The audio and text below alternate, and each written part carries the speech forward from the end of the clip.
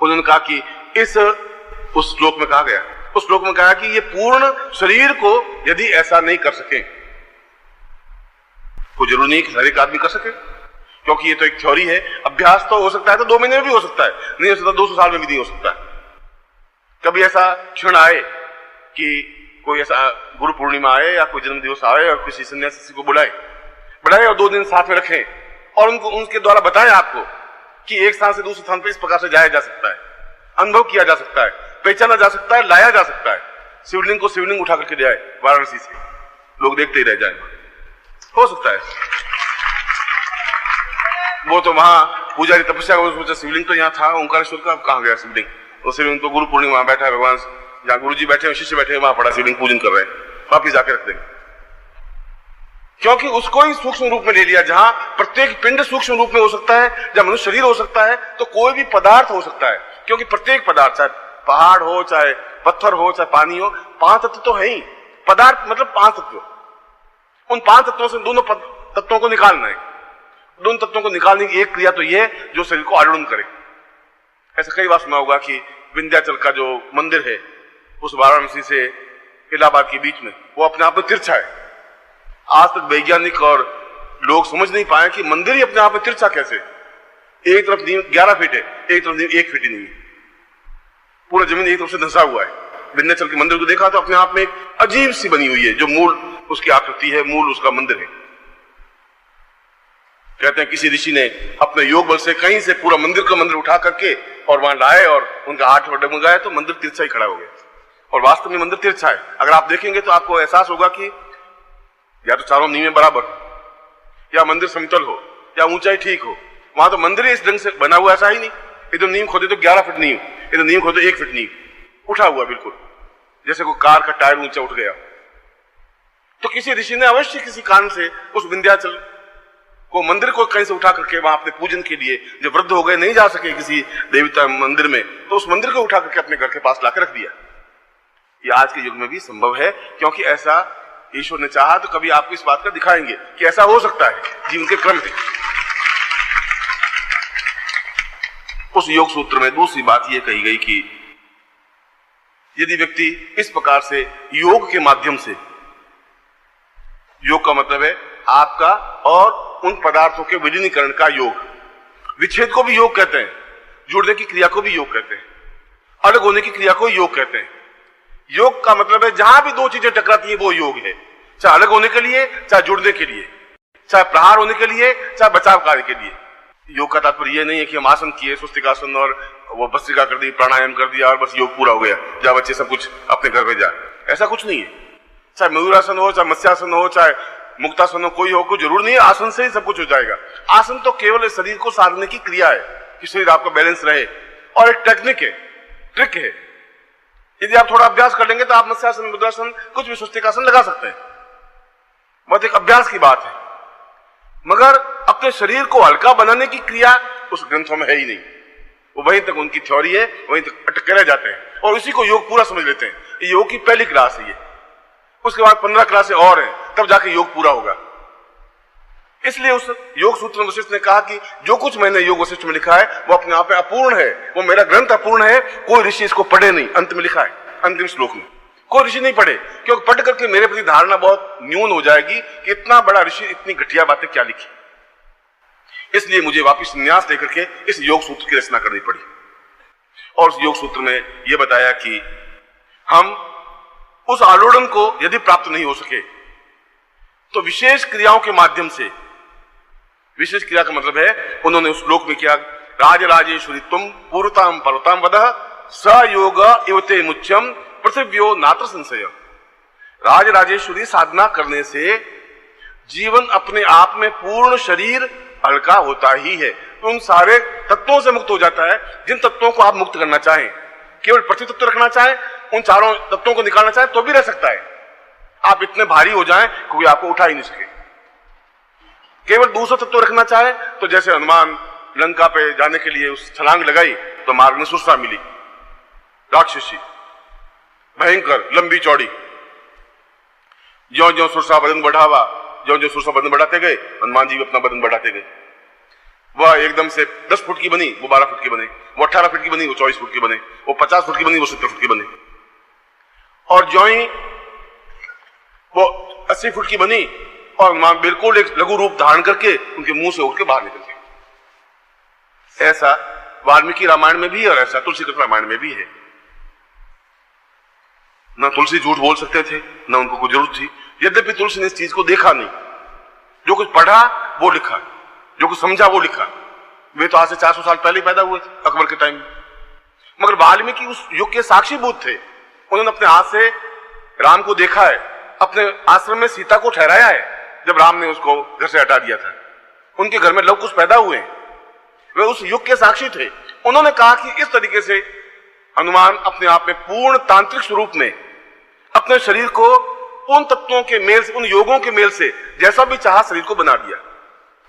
इस श्लोक में इस विवरण कि उस तंत्र के माध्यम से उस हनुमान ने, जो तांत्रिकाचार्य थे, अपने शरीर को जिन तत्वों का मेल देके जैसा बनाना चाहा वैसा बना दिया। छोटा, बड़ा, लघु, लघुत्तम और विस्तृत, छलांग लगाने वाला, रुकने वाला, पूरे उस अशोक वाटी को सत्यानाश करने वाला और पूरी लंका को जलाने वाला और बहुत अधिक सेवक। किसी भी रूप में ऐसा रूप तभी बन सकता है जब वो अपने जीवन में, अपने प्राणों में, अपने चिंतन में राज राजेश्वरी साधना को संपन्न कर सके।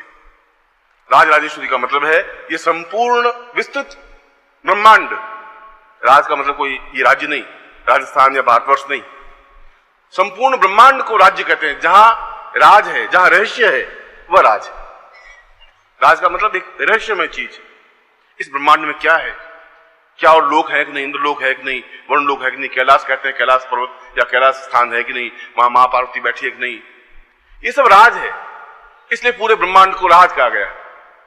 और राज को जानने के लिए जिसकी साधना की जाती है उसको राजेश्वरी कहते हैं। और वह भगवती का ही एक अलग रूप है, जिसको सरस्वती कहा गया, जिसको पूर्ण कहा गया, जिसको चैतन्य कहा गया, जिसको राजेश्वरी कहा गया। और जब तक राजेश्वरी साधना संपन्न नहीं हो जाएगी तब तक योग बल से अपने शरीर को नहीं साध सकते। यदि आप प्रयत्न करें तब भी इस प्रकार का आलोड़न 2400 जो मैं कह रहा हूं, 24,000 आलोड़न एक सेकंड में, उसमें तो आपकी 3-4 पीढ़ियां समाप्त हो जाएगी। इस पीढ़ी में नहीं हो सकता आपके। मैंने कहा, आपने सुन लिया, आप घर जाकर के हम हाथ हिलाएंगे। अब आपका पेट तो इतना फूल गया है, लंबा चौड़ा, कि जरक भी नहीं लगे। आप भले कितना ही करते रहे, हिले ही नहीं। मजाक वो हिल जाए, तो पहले उसको खिला खिला करके ऐसा फुला दिया है कि अंदर उंगली डाल दें तो पता ही नहीं हड्डी कहां है, इस पेट में कोई हड्डी नाड़ी है कि नहीं। झींकता रहे साला, कूदता रहे। बच्चे ऊपर कूदते रहते हैं, नाचते रहते हैं, वो लेटे हुए तो लेटे हुए। आपने बच्चे को नींद लेते हुए नहीं देखा। बच्चा जब नींद लेता है तो जो ही सांस लेता है तो उसकी नाभि धड़कती रहती है, नाभि ऊंची नीची होती रहती है। 2 महीने बच्चे को, 4 महीने बच्चे को देखिए, बिल्कुल नाभि धड़केगी। आप सो करके वीडियो फिल्म देखिए अपनी, आप सांस लेते हैं, पेट ज्यों का त्यों पड़ा है, नाभि धड़के, मजाक है नाभि धड़क जाए, कुछ हिलेगा ही नहीं। गुरुजी बहुत मुश्किल से इस पेट को तैयार किया है। अब आप आलोड़न के चक्कर में मुझे कहां फंसा रहे हैं गुरुजी, ये हमारे बस की बात नहीं। हम काय के लिए करें? घी और मक्खन और मलाई और खिला खिला करके फूले हुए पेट हैं बहुत। और भी इससे अच्छे देखने हो तो आप द्वारकाधीश के शंकराचार्य को देख लीजिए,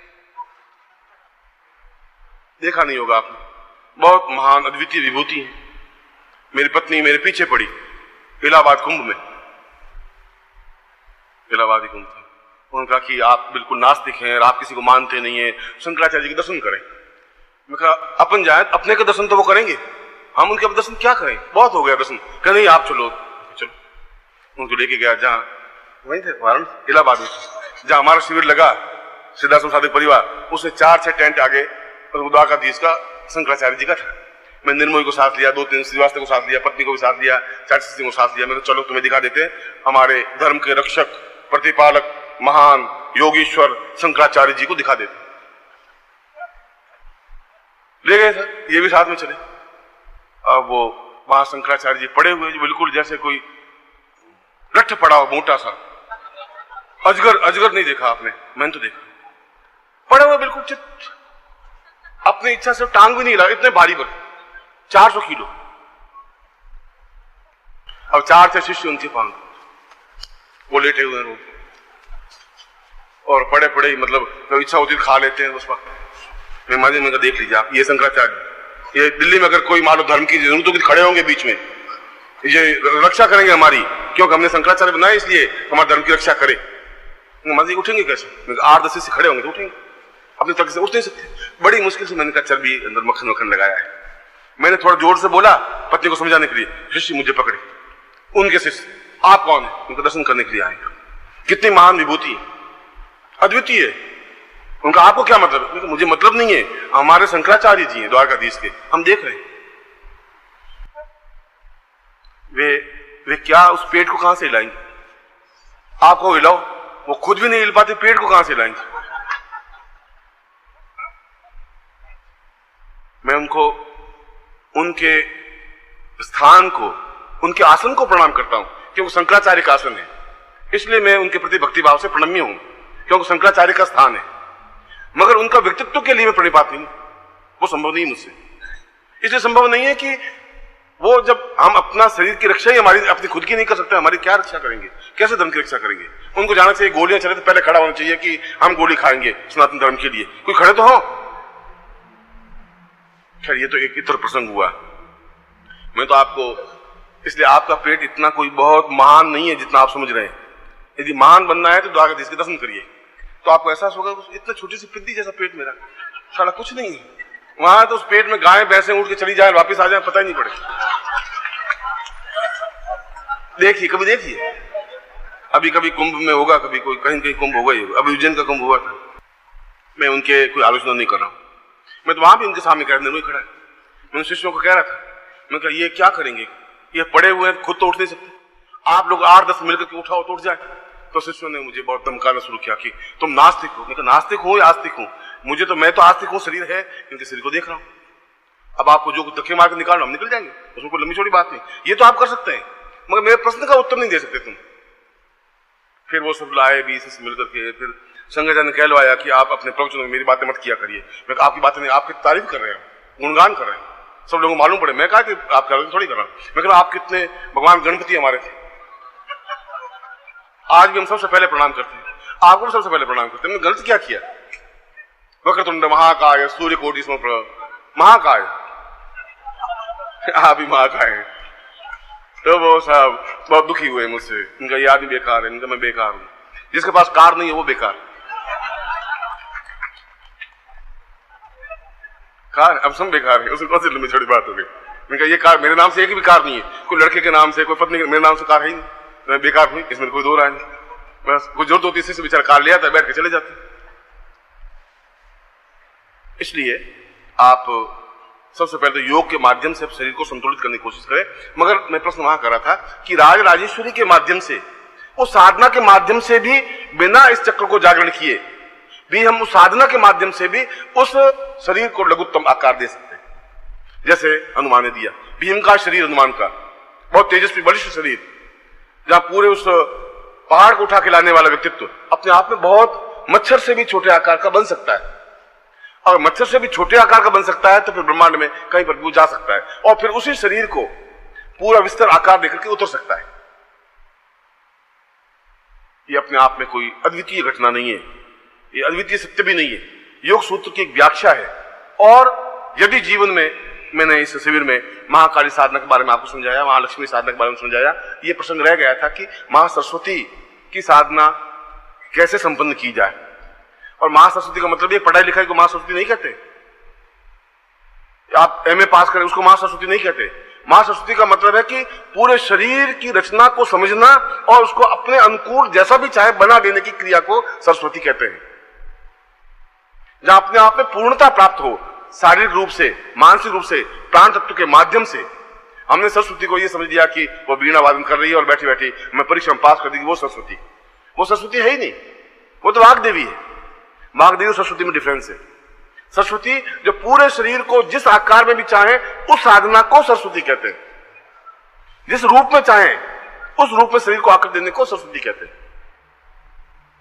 और हम उस योग के माध्यम से भी, योग की पूर्णता के माध्यम से भी, जैसा मैंने आपको बताया एक तरीका, सिस्टम, उसके माध्यम से भी हम उस लघु आकार को और विस्तृत आकार को कर सकते हैं, क्योंकि दो तत्व पूरे 5 तत्वों में से कम हो जाएंगे।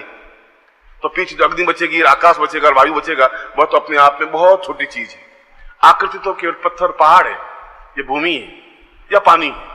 हमारा 100 में से अगर 97 किलो वजन केवल इनमें से घट जाता है तो पीछे तो कुछ रहता ही नहीं। उसको तो हम समुष्ट करके बहुत अंगूठे के आकार का बना सकते हैं। इस साधना को महासरस्वती साधना कह सकते हैं। इसको हम जीवन की पूर्णता साधना कह सकते हैं। और यदि ये साधना नहीं है तो हम शरीर के बारे में नहीं समझ पाएंगे, जीवन के बारे में नहीं समझ पाएंगे, प्राणों के बारे में नहीं समझ पाएंगे, चिंतन के बारे में नहीं समझ पाएंगे। योग का तात्पर्य प्राणायाम और आसन और भस्त्रिका और रेचक और कुंभक नहीं है। यह तो बहुत छोटी चीजें कि आप सांस अंदर ले रहे हैं और सांस बाहर छोड़ रहे हैं, एकदम से प्राणों को रोक रहे हैं, सांस को रोक रहे हैं और मत्स्यासन लगा रहे हैं, मुद्रासन लगा रहे हैं। ये तो बिल्कुल छोटी चीज। प्राइमरी स्कूल में कि अ ऐसा लिखा जाता है बेटा, क ऐसा लिखा जाता है, ख ऐसा लिखा जाता है। ये तो अ ई लिखने की बात है। यहां पर योग खत्म नहीं होता। यहां योग की कोई चीज ही नहीं है। वो पैरों को मोड़ के बैठने की क्रिया को योग नहीं कहते। योग तो हम किस प्रकार से बूंद पूरी समुद्र बन जाए वह योग है, कैसे एक कण पूरा आकाश बन जाए वह योग है। इन दोनों को मिलाने की क्रिया को योग कहते हैं। यह पूरा शरीर ब्रह्मांड बन जाए वह योग। और शरीर अगर पूरा ब्रह्मांड नहीं बनता तो फिर जीवन व्यर्थ है, फिर जीवन का कोई अर्थ ही नहीं है, फिर जीवन का कोई प्रयोजन नहीं है। हम उस सिद्धांत को नहीं समझे, राजराजेश्वरी साधना को नहीं समझे। और मैं इस पूरे नवरात्रि के पर्व में कल दोपहर को राजराजेश्वरी साधना संपन्न करवा करके फिर मैं कुछ और विषय जो बच गए हैं जो साधना से संबंधित नहीं है, साधना संबंधित कल दोपहर तक को मैं ये अंतिम साधना पक्ष होगा आपका, जहां ऐं ग्रीं क्लीं चामुंडा विचे, क्लीं जहां काली का बीज मंत्र है, रीं जहां लक्ष्मी का बीज मंत्र है, ऐं जहां सरस्वती का बीज मंत्र है। उस कल एक ऐं बीज की व्याख्या करते हुए जैसा आज मैंने की है, कल मैं उस राजराजेश्वरी साधना को पूर्णता के साथ समन्वय करता हुआ मैं आपको समझाऊंगा, उसकी मैं आपको साधना संपन्न करवाऊंगा और उसके साथ ही साथ वो एक पक्ष हमारा पूर्णत्व होगा। फिर कल शाम का और वर्षों का जो कार्यक्रम है वो अपने आप में इनसे भी कई गुना ज्यादा श्रेष्ठकर होगा। उनको मैं आपके सामने फिर स्पष्ट करूंगा कल दोपहर को। इसलिए कल दोपहर तक आप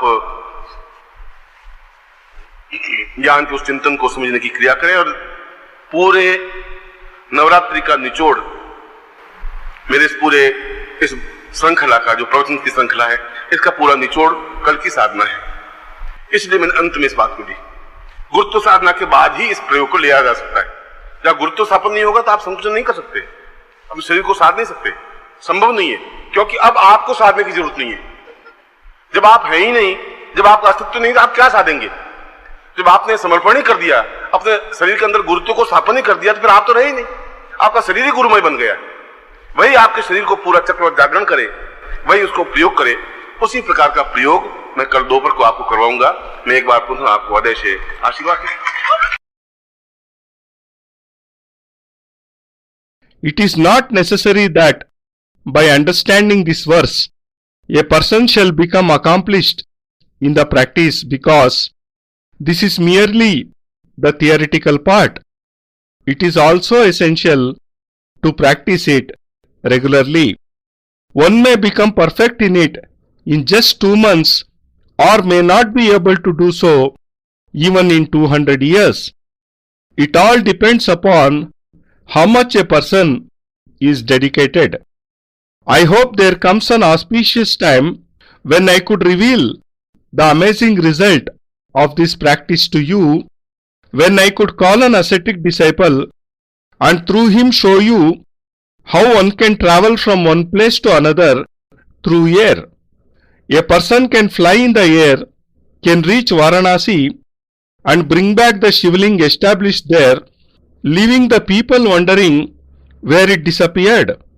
And if a human can become as small as a thumb, then even a mountain, a tree, rather anything can be reduced to this size. This all is possible through yoga. Coming together of two bodies is yoga, whether the bodies fuse into each other or separate after collision. Yoga or yoga, as it is better known, does not only mean a set of exercises or asanas. Yogic exercises or asanas are just a way to keep the body physically fit. Through regular practice, one can perform any asana like Matsya, Swastika or Padmasana. But these exercises are only a part of the vast science of yoga. None of the books available today contain the process of making a body lighter than air. If some do contain anything, it is just limited to theoretical analysis. And most of us think that this is yoga, whereas this is, in a way, the first class of the school of yoga. After this, there are further 15 classes on passing which one becomes well versed in yoga. This is why, criticizing his own text, Yoga Vasishta, sage Vasishta had said, "My book is incomplete. No sage should read it because, on doing so, one may feel surprised how a sage, who is considered a great scholar, has written such an imperfect commentary on yoga." I knew about this shortcoming, and hence I took to ascetic life again and wrote a new text, Yoga Sutra. In the Yoga Sutra, it is said that if we are not able to produce a reverberation in our bodies through yogic exercises, then it can surely be achieved through a special sadhana practice.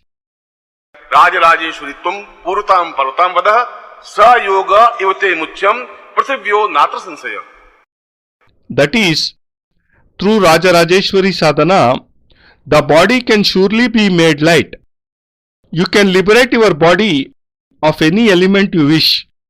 If you wish only the earth element to remain behind, you can get rid of the other 4 elements. Then you shall become so heavy that no one shall be able to pick you up. With the help of Tantra, Lord Hanuman was able to give any form to his body, short, infinitely small, or huge as a mountain. Thus he was capable of flying and even remained unaffected from fire. This is possible only through the accomplishment of the Rajarajeshwari sadhana. But what is the meaning of Rajarajeshwari? The whole infinite universe is called Ras. Where there is a subtle mystery, there is a Ras. To unravel this mystery or the Ras, one performs the sadhana of goddess Rajeshwari. This goddess is but the manifestation of the supreme goddess Bhagavati. She is also known as Saraswati and is worshipped as a deity who can bestow one with divine conscience and totality. Until one accomplishes Rajeshwari sadhana, one cannot achieve perfect physical balance through yogic powers alone. You may try as much as you like, but you will not be able to produce 24,000 rotations per second even if you try for 4 generations. Hence, the best way is to first achieve a certain degree of physical fitness through yoga and then accomplish Rajarajeshwari sadhana. Of course, one can activate this chakra even without this sadhana.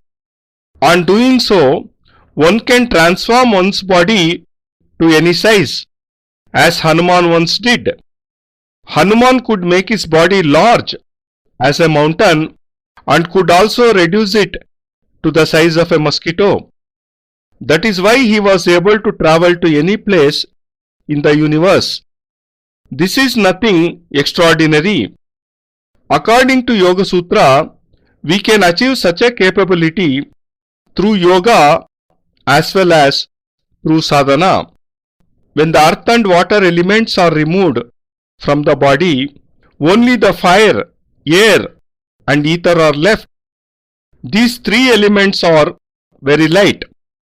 Just imagine that if 97 kgs of weight is reduced from the body of a person who weighs 100 kgs, then the rest of his mass can surely be concentrated in a body of the size of a thumb.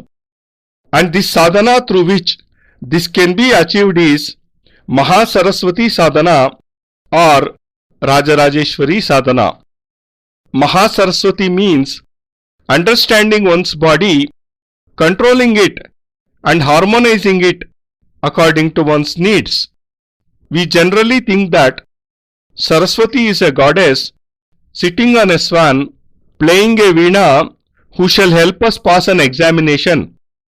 This is not the true form of Saraswati. She is in fact a goddess of speech, knowledge and wisdom. Saraswati means giving any form to one's body according to one's wish. If we do not accomplish this sadhana, we cannot realize our own bodies, our lives, or our souls. Yoga does not just mean pranayam, bastrika, rechak, or kumbhak. These are merely a few exercises and they do not constitute the entire science of yoga. Yoga actually is something else. Forming an ocean out of a drop is yoga. Realizing the universe in one's body is yoga. And if you are not able to achieve this transcendental state, then your life is useless. Until you establish the image of a guru in your heart, you cannot learn how to become an ocean from a drop, or how to attain the vastness of the universe from a small particle. Till then, you cannot achieve a perfect control over your body. Once you devote yourself completely in the feet of a guru, you won't have to achieve control over your senses or your body, because when you shall have dedicated everything you possess in his feet, then your body shall lose all significance. Then the guru shall activate all the chakras or vital life centers of your body and shall thus help you to accomplish this sadhana. Your soul shall then reach great spiritual heights and shall fuse into the guru. This is why it is clearly stated in Yoga Sutra, Gurur Vina Gatir Nasti. That is, one cannot achieve totality and salvation in life without a guru. May you be fortunate to obtain a guru.